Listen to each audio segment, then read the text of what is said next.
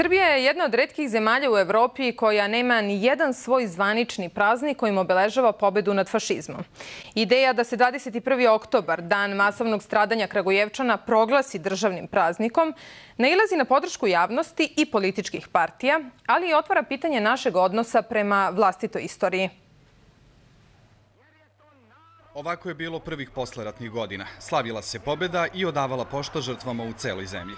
Paradama je veličana moć armije, a po stradalima podizani spomenici, parkovi i muzeji. Raspadom države Srbije je ostala bez jednog datuma koji bi bio simbol početka borbe protiv fašizma. Na inicijativu građana i nekih političkih partija pokrenuta je akcija prikupljanja potpisa da 21. oktobar postane dan sećanja na žrtve fašizma.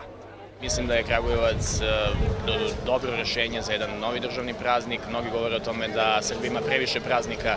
Nikada ne možemo govoriti o tome da tako nešto ne treba obeležavati. Mnoge stvari se time mire. To su zaista nevine žrtve. To jeste bilo na početku rata i ako taj datum bude proglašen za državni praznik, mislim da će biti to pravi. Inicijativu su već podržali predsednik vlade i Skupštine, a do zvaničnog proglašenja za državni praznik neophodno je da predlog postane sastavni deo zakona o državnim praznicima. Decenijama je 7. jul obeležavan kao dan ustanka protiv fašizma u Srbiji, ali je iz kalendara državnih praznika Srbije izbrisan 2001. godine. Pa Srbija danas praktično nema niti jedan praznik koji slavi iz 20. veka. Zaista se retko može naći manji narod sa toliko žrtava koje je dao u ratu. Smatram da ovaj dan obeležava tu neku antifašističku tradiciju kako Srbije, tako i cele Šumadije. Da je ranije bilo potpisivanje ovakvih peticija, mislim da bi situacija u regionu možda bila i drugačija.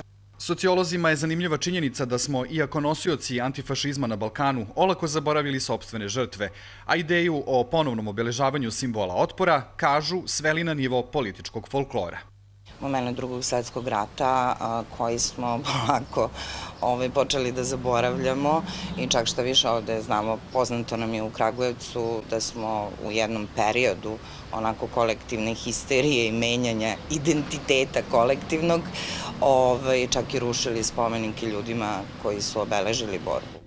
U kragujevačkim Šumaricama nemački vojnici su 21. oktobra 1941. godine streljali više hiljada muškaraca, žena i dece. To je samo jedno od desetina stratišta u čitavoj zemlji, koja je u Drugom svetskom ratu dala blizu 2 miliona ljudskih žrtava.